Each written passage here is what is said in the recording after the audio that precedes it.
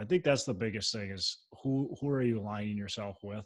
Who are you putting on your, payroll or your team as partners or anything like that. So, hello and welcome to Pillars of Wealth Creation, where we talk about creating financial success with a special focus on business and real estate. I'm your host, Todd Dexheimer. Now, let's get to it. Hey, real quick before we get started, first of all, I wanted to thank everybody for joining us on the show and for listening. To all my loyal listeners, I really appreciate you, continuing to listen and support the show. If you can go on to iTunes, Stitcher, SoundCloud, wherever you listen and subscribe to the show, that would be fantastic. Spread the word too. I'd love to, have this reach more and more people. So if you could share it on social media or and just talk about it to other people, that would be fantastic. And the last thing is if you can go onto iTunes and give us a rating review, hopefully 5 stars, that would be great as well. It just helps us spread the word more, and it helps us continue to get really good guests on the show. We've had some fantastic guests, and I just want to be able to continue to bring fantastic value to you. Go onto our Facebook page too, Pillars of Wealth Facebook page, and I'd like to hear from you as a listener of what you're doing in business, what you've got going on, what you are maybe struggling with or being successful with, and then what we can do on the show to help push you to that next level. Maybe questions we can ask our guests, maybe guests that we can get on the show to talk about certain topics, certain things that are really you're needing some extra support with. So provide for us some feedback on Facebook, and you can also share this out on social media. That would be fantastic as well. I appreciate it. I appreciate you being a either new listener or a loyal listener. I definitely appreciate it, and we will get started with the show. Welcome back, everybody, to another edition of Hump Day Hustle, the show where we focus on business and real estate as our core pillars of wealth creation. My name is John Stiles with Bridge Realty, and I'm excited for another great episode. Today, we're going to be talking about diversification in real estate and investing. And with that, here is our host, Todd Dexheimer. Todd, how are you doing today? I'm doing fantastic, John. How about yourself? Doing great. The spring market seems to be springing up here, so things are getting a little busy here. Well, that's always good. It sure doesn't look like spring outside, but hopefully in a few days, all this snow from our blizzard will be melted, and everybody will be happy. Yeah, the nice thing about second winter is that it's much shorter than the first one. True. Cool. So spring market's heating up. Are you seeing what are you seeing out there that leads you to believe that it's heating up? What kind of indications are you seeing?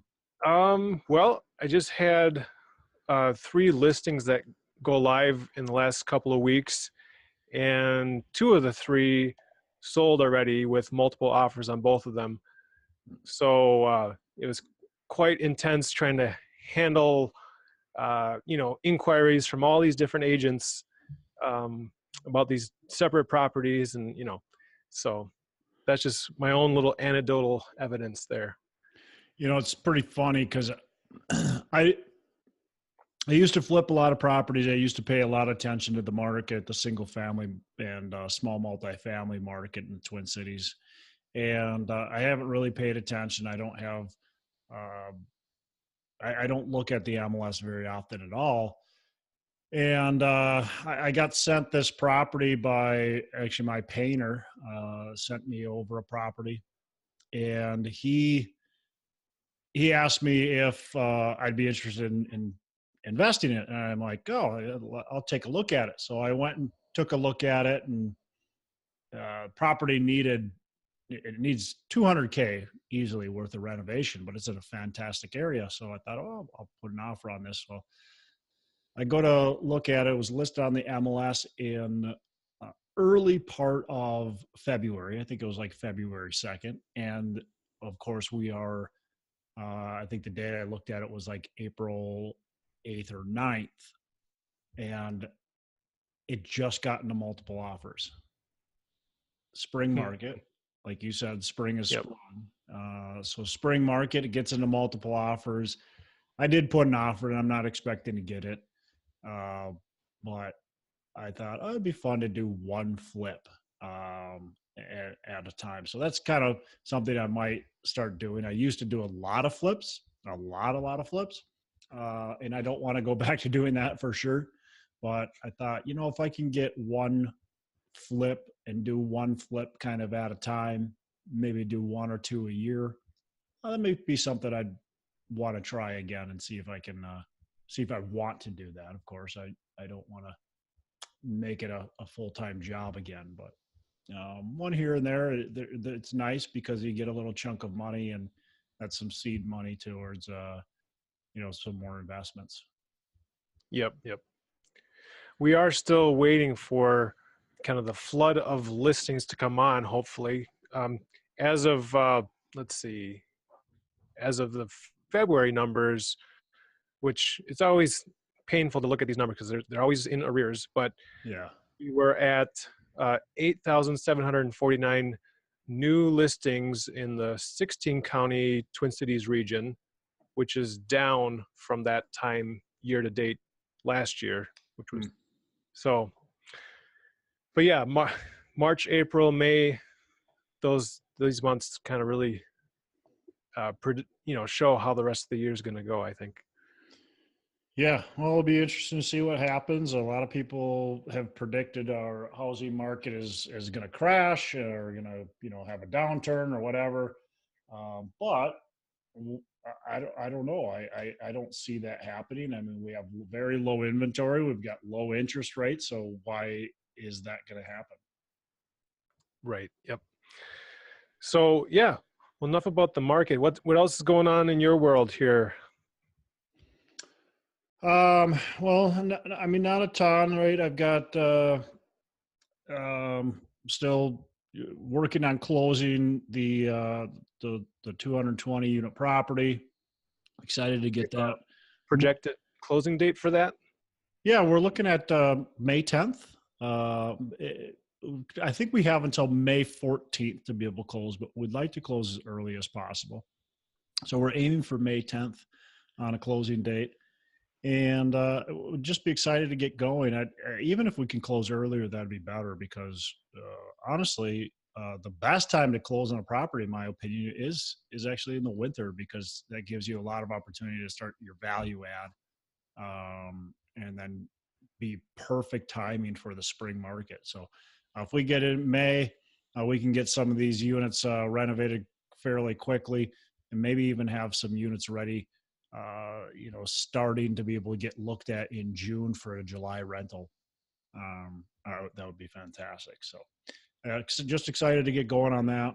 I've also been trying to, or been doing some more speaking kind of in the Twin Cities at some events. I went out to San Francisco, as everybody probably, if you heard last week, I was in San Francisco and LA, meeting with people, did a couple meetups. So that's just been kind of fun to do, to get involved with that. And it's good networking.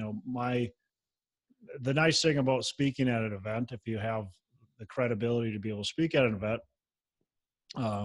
is that all of a sudden you become somebody that people want to talk to. So it's easy to network then once you do speak at an event. So that's always definitely a benefit. But a couple of things I just want to get more my brand out there. Just helps build my brand and awareness, and of course hopefully have continue to get more and more listeners to this podcast, and just continue to grow the business and awareness, and then also to help people out. There's a lot of people that want to get started, and so it's nice to be able to give them information and help them out as well. So beyond that, did we talk about it next or last time? We've got a conference coming up. I can't remember if we mentioned that or not, but Yeah, we mentioned it. That was coming up. So all the details are still getting worked out, but we're getting closer and closer to that. Yep. It's going to be called the North Star Real Estate Conference. It's going to be located in the Twin Cities in, Minneapolis area. and it's going to be September 20th through the 21st. And we're also going to do a charity event gala in the evening. I haven't decided, or we haven't decided, if it's going to be Friday evening or Saturday evening, but we're going to be doing a charity gala one of the evenings to try to raise some money for a couple different causes. So it'll be fun. Keep your calendars open during that time. We'd love to have you out to Minneapolis. The Minneapolis area is still warm, by the way, in September. So if you're coming from like somewhere down south and you think, I don't want to go into the frigid north, it's not cold yet. Yep. Well, Yeah, so we're going to have, I can't make any guarantees, but likely it's not cold yet. right. We'll have a link because we're starting to advertise our ticket sales. So that will be available soon here. Watch for that in the show notes. Yeah, cool. Hey, we're going to take a quick break, and I want to mention a few things. First of all, I've been doing some coaching, and I want to continue to kind of expand that slowly and take on a few clients. And up until recently, I didn't really believe in coaching and taking courses and stuff like that. But I recently, or I shouldn't say recently, it's been a few years now, hired a coach and saw immediate results and have been very happy with it, and decided, as my teaching background, I wanted to do some coaching myself and help other people get the results that I was able to achieve. And so if you're at that point where you think that's the spot for you, or maybe you just want to explore if it's right for you, reach out to me. I'd have a free discovery call with you. We want to make sure that it is the right step for you to take. There might be other things that you can do to get success, and coaching might not be it. But let's have that discovery call to find out if that is the step that you need to take. So it can really make a major impact in your business and get you to that next level. The other thing is John Stiles. He's on this show every single week with me on the Hump Day Hustle. And John Stiles is a real estate agent in Minnesota, and he will help you find a good investment property. John is very knowledgeable and can help you find an investment property. It can also help you sell your investment property. So reach out to John Stiles with Bridge Realty and connect with him. He'll also, consult with you and make sure you guys are the right fit. So give him a call if you're in Minnesota. Reach out to him. He'd love to help as well. Back to the show. All right. Well, that's it for me, John. Anything new for you that you want to mention, or you want to get on to the show? Let's go ahead and dive into the topic here. So diversification. What did you have in mind as far as financial diversification, investing diversification? Yeah, overall, I think, obviously investing diversification is a good thing. And I think company diversification is a good thing. Now, I think your company needs to be, we've talked about Gary Keller's book, The One Thing, where it's very focused. But I think you can still focus on your business and have it diversified. So when I'm talking diversification, I'm talking a few things. My properties are in several different markets, right? So I've got multifamily, I've got some single families, I've got some small multifamily, large multifamily. So that's diversification in itself. Then I've got properties in Minnesota, Wisconsin, Ohio, Kentucky, and Tennessee. Okay. So that's diversification because I've got different markets. There's different things happening in all those markets. The next thing I'm looking at is diversification among asset classes. So how do we position ourselves in our company to be able to go into some different asset classes? And by that, I mean, I'm looking at self-storage. I'm looking at mobile home parks.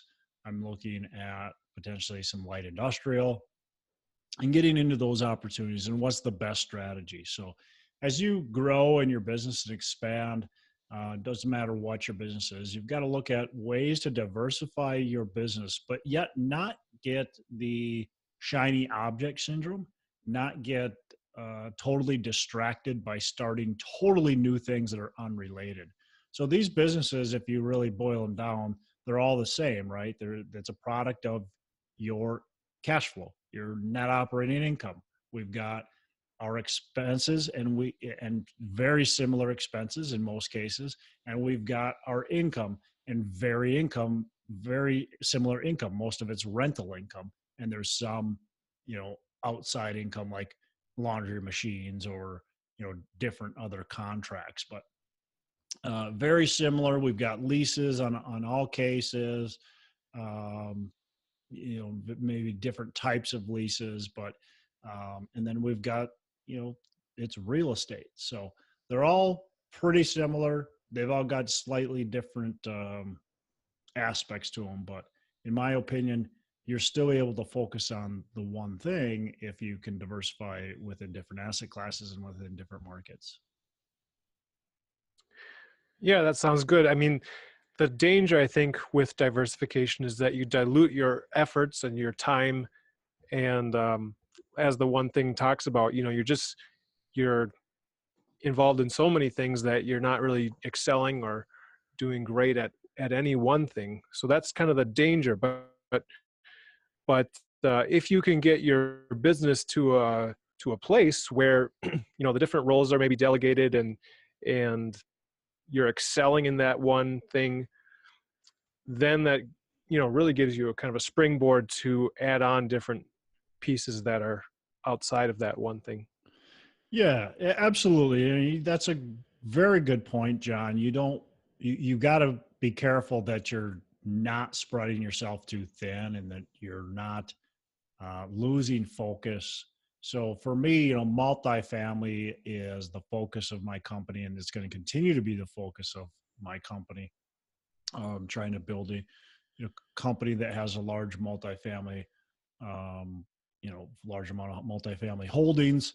And so that's definitely my main focus, and that's going to continue to be. But as I'm looking at potentially, diversifying into some other asset classes and being involved in some of those, one of the main things that I'm doing is I'm also looking for strategic partnerships. So I'm also looking at how I can either bring other people into my business uh, to align with my business, and they will kind of head up, let's call it the self-storage investing department, or we will then partner just on a per property, type level. So it, how can you diversify without spending all your efforts onto the new kind of product or whatever you want to call it. And so that's really important. That's what I'm looking at right now is how can I make and form strategic business relationships and do this strategically to where I'm not overwhelmed, I'm not losing focus, and to where it's actually a benefit to the business and not just a distraction to the business. So do you have any example in your own experience where you have added, you have diversified and either worked out really well or maybe didn't work out well? Um, yeah, I mean, sure. I guess, so far the properties in different states, I would call that some diversification.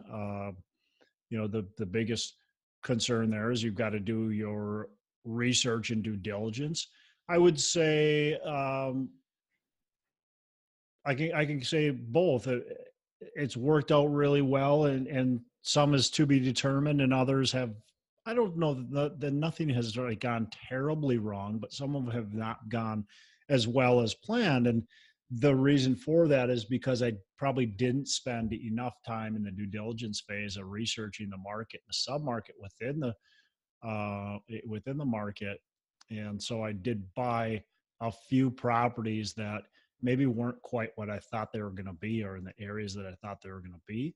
So that would maybe be the biggest mistake that I've made so far. Now, I think those properties will work out really well. I'm actually selling one of them right now that I've owned for 3 years, and is looking at the returns on that. And, we're going to be making about 60% return annualized return on investment. So that, that works out really well. I think anybody would be fairly happy with a 60% annualized return.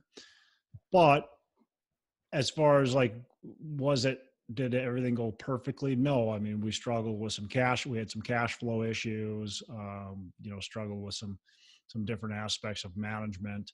Um, and there's another property that I'm thinking of that's very similar. We're struggling with cash flow.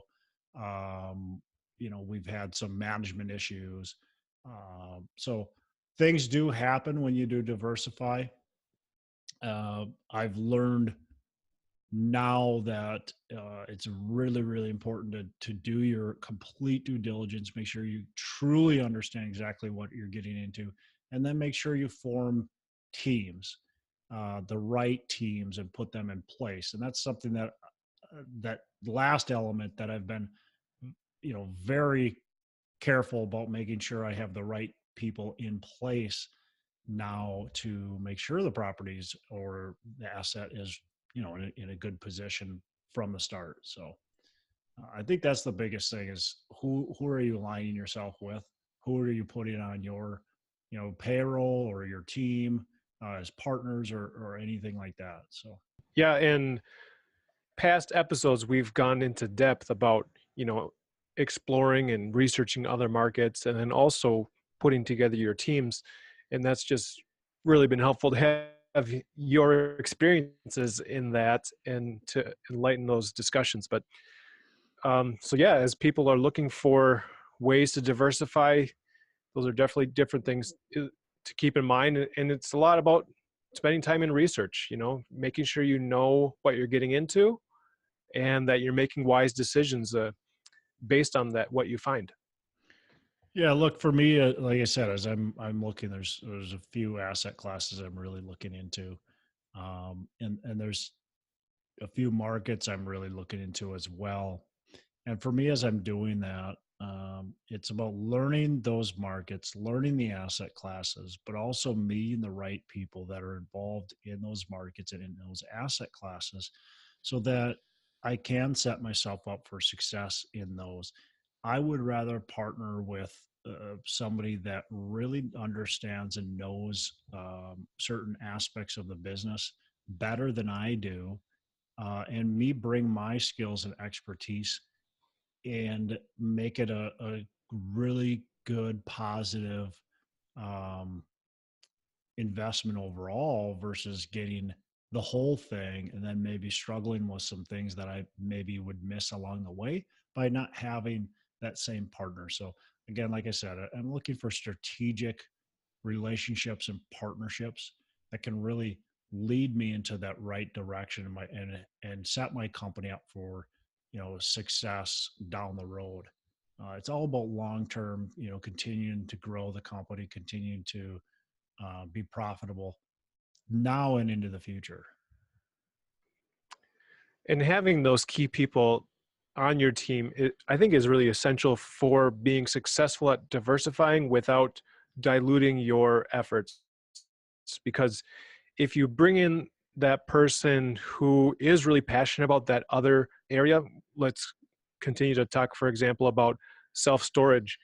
You know, maybe you don't have to become the expert of self-storage and do all the different tasks and all the different business operation of that section of your company. But if you bring in the person who is passionate about it, who's already knowledgeable about it, you can bring your strength to the table, and through partnership you can be diversified and successful at the same time. Yep, absolutely. And I understand the strategy of being super laser focused. But in my opinion, it does bring some additional risks to it. I know some people that have a lot of units, thousands of units in one market, or maybe just two markets. But I know some people that are just in one market alone. And if that market does shift in a negative way, they could be set up for failure and in risk of losing potentially losing everything. Hopefully that never happens to them, and they've set themselves up properly. And that's the other thing, is you need to set yourself up properly. You need to do the things that we talk about, is having good reserve accounts, having good financing, having cash flow, buying the property right, all that kind of stuff. But it's not a defense mechanism that they're putting into place, and that's a little concerning on my end. Right, wrong, or I don't know, but in my opinion, I'd rather have a little bit of diversity versus just being all completely in the same exact market, the same exact investment type, and doing the same exact strategy every single time. Sounds good. So that's I really, honestly, that's it. I just wanted to put those thoughts out there. If anybody has some mobile home parks, self-storage, or multifamily they want to bring my way, I'd love to talk to you. So feel free to bring those my way as well. I'm looking for bigger size properties. I don't want I don't want a 10 pad mobile home park, but if we got a 100 pad mobile home park, I'd definitely be interested in looking at something like that, or a nice size self-storage facility or opportunity. Definitely would look at stuff like that, or 100 plus unit multifamily. Sounds good. So people can contact you through the Facebook page, Pillars of Wealth Creation. Mm-hmm. And we'd love to continue the conversation about diversification and how our listeners and viewers have seen success, or maybe failures and lessons learned while they've been diversifying their businesses. Yeah, it'd be cool to hear from somebody, or some people that have diversified, and see what they think about it, if they've had success with it, or if they go, well, here are the reasons why not to do it. That'd be great. So feel free to make comments, and we'd love to have that conversation. Sounds great. All right. Well, that's it, John. Anything else? I think that does it. So we'll look forward to talking to everybody next week. All right. Have a fantastic rest of the day. Make every day Saturday. Hey, thanks for listening to the show. Couple things before we go. Again, go on to our Facebook page, Pillars of Wealth. We'd love to have you on there. Go on to iTunes, give us a rating and review, and subscribe to the show. Also, don't forget, reach out to me if you want any help with potentially growing your business, and reach out to John Stiles to help you buy or sell real estate. Thanks for listening. We appreciate it. Have a fantastic the rest of the day. And as I say, make every day a Saturday.